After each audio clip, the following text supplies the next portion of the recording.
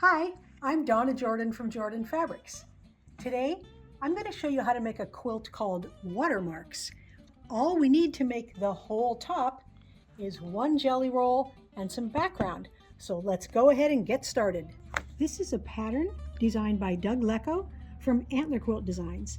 It's got blocks that are on point and a lot of nice background showing, and it has a nice big finished size. It's 77 by 103. The first step is to open up the jelly roll and see what these pieces look like. Most jelly rolls have 42, some of them have 40 pieces, and we need 32 for this pattern.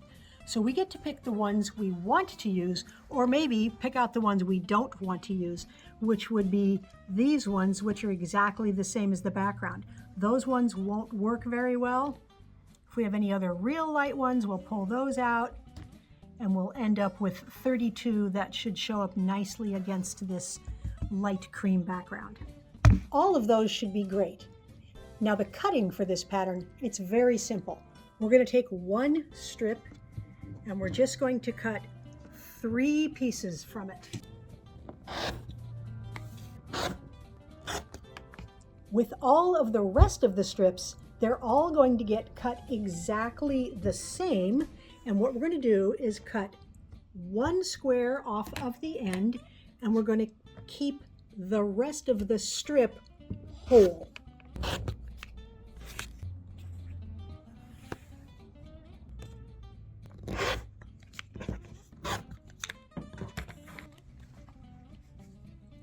That's all the cutting for the jelly roll pieces. Now I'm going to cut the background. I can't give you all the sizes because it's not my pattern, but Doug Lecco's patterns are very easy to follow.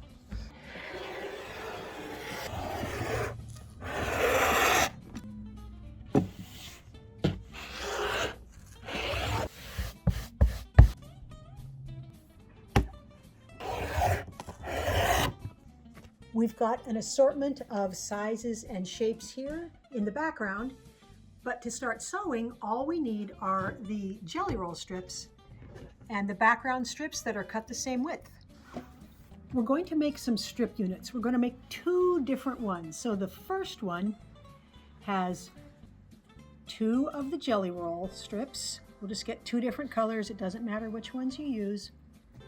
And 1 background that's going to go right in the middle. So I'm going to start with these 2 and stitch with a 1/4 inch seam all the way down the edge.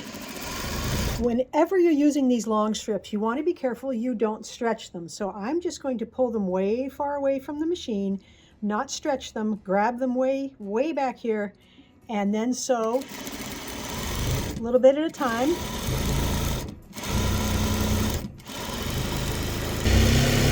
And when neither strip is stretched, your strip unit will lay nice and flat.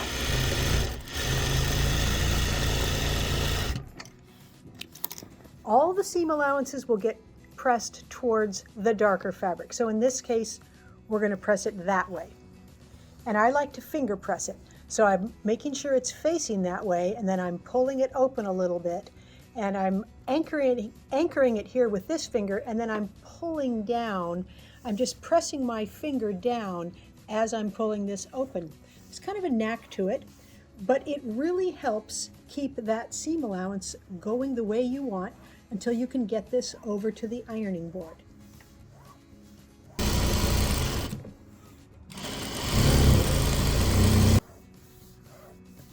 This seam allowance is also going away from the background toward the darker fabric.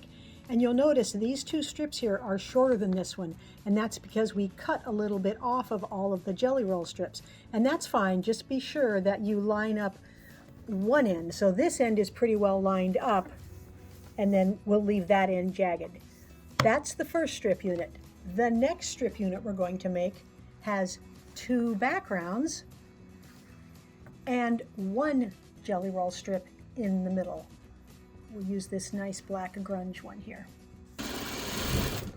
The seam allowances for this strip unit get pressed the opposite way, and that's because we're still going to press them towards the darkest fabric. I have all of the strip units stitched up here, and even though I finger press them, I still want to iron them on my ironing board. So I'm going to smooth it out with my hand here and make sure it looks straight along the edge.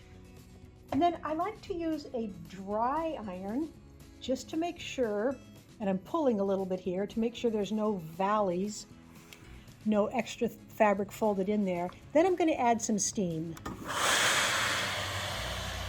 The strip units are going to get sub-cut. I'm going to start with the unit that has the jelly roll strips on both edges. And I've got it lined up so that the edge is along one of my lines on my cutting board. And I'm going to just trim off the selvages here. And then there's two different sizes that we're going to cut this strip unit into. Some big ones and some small ones. So I'm just going to keep alternating all the way down, and the pattern gives you the exact measurements so you'll know exactly how to cut this. The other strip units with just one jelly roll strip in the middle, these only get cut to one size. So we're going to cut the whole thing just to one size. And I like to cut more than one at a time. So I'm going to take a second strip unit and I'm just going to put it right above the first one. And then when I cut, it'll only take half as long because I'm getting both of these cut at the same time. The sub-cutting is all done, and the next step is to take these small pieces and these small pieces back to the sewing machine. I'm going to take two of these strip units, the ones that have the background on the top and bottom, and one that has the jelly roll on the top and bottom, and we're going to stitch these all together. So it's pretty easy because when we put these right sides together, because we ironed all the seam allowances towards the dark, they're going to nest, and that makes it pretty easy to match up those intersections.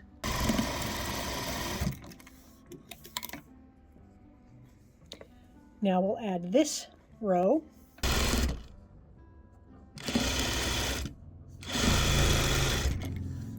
And both of these seam allowances will get pressed toward the center. So this one this way, and this one is going this way.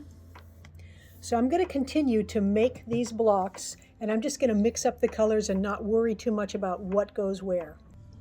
Those blocks are all stitched and pressed.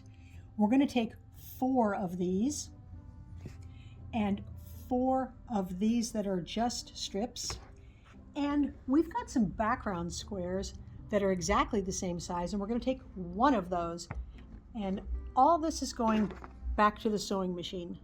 The 9 patch blocks, they go in the 4 corners here. Then these strip unit blocks go in the middle of each side, and the background is going to go in the center. Now, one nice thing to notice is no matter which way you turn these blocks, the seam allowances are always going to be nesting when we put them together. So say you have the same color too close to itself, like I don't want those blues right there, I can spin this around and know that my seam allowances will all still be facing the best way for me to stitch the block together. So I'm going to make the 3 rows and put them together.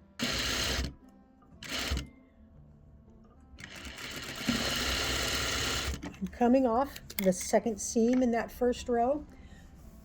This first row, the seam allowances are going to get pressed away from the middle. So I'm just going to press that one like that, and this one the opposite way.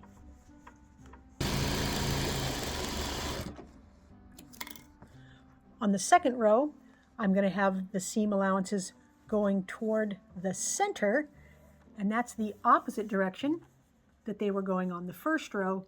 And then on the last row, I'll again press out, and that way all the seams will nest when we go to put the rows together.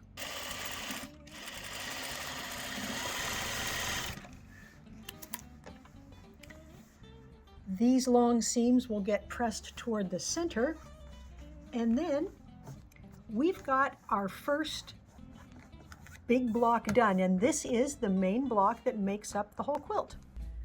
We're almost ready to lay the whole quilt out, but we need to add a little bit of accent to our background. These big squares are going to get one little accent color in each corner, and then these long strips will go between them. So all we have to do to sew this together is make this as the top row, this is the middle row, this is the bottom row,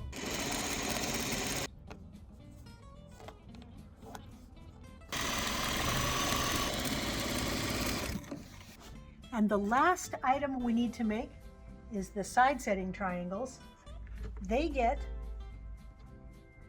a couple of strips added along with one accent in the corner. So the procedure is sew this piece to the triangle, then the accent to this strip, and then that will get stitched onto there. Okay, we've got everything we need to lay out the quilt. The blocks are going to be on point. So let's start with the big patchwork ones. These go like this.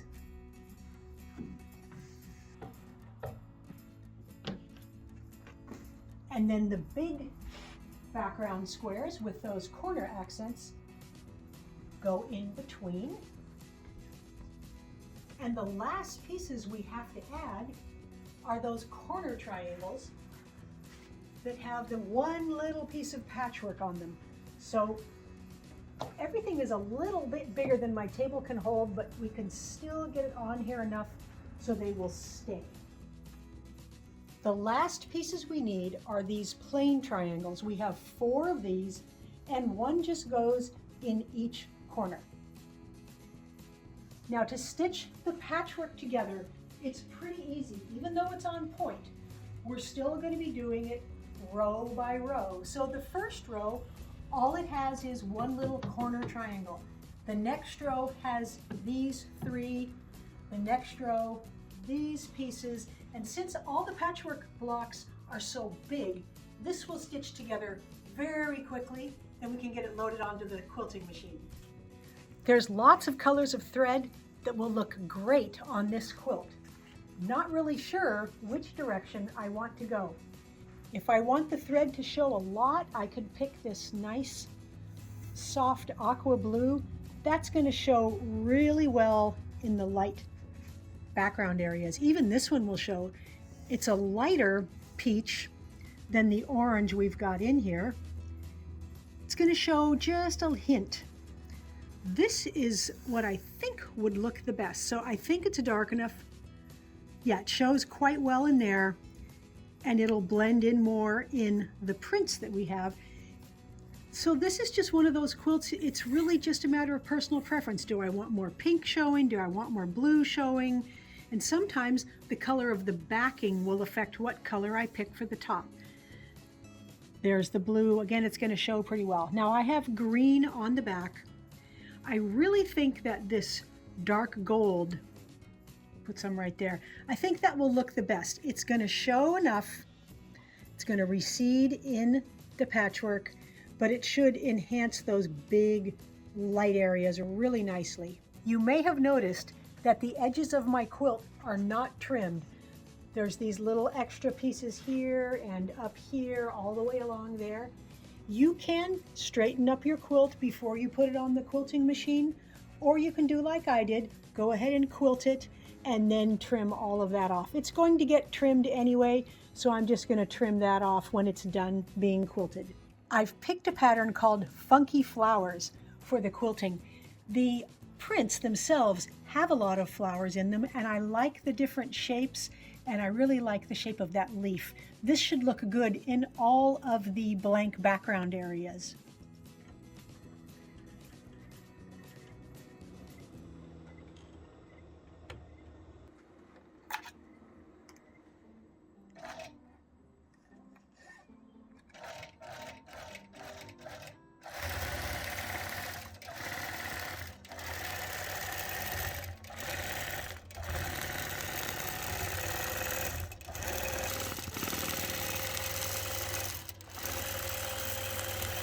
This is kind of fun. The flower here looks like the flowers that are in that print.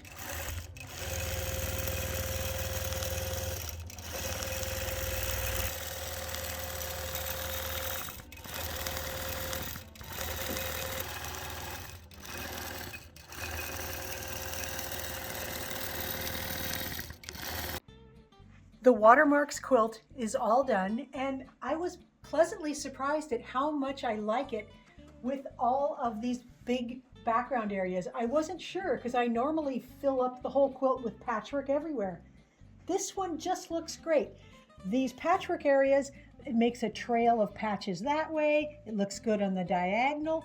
And of course, having the nice blooms quilted in there just makes it look really, really nice. I'm very happy with it.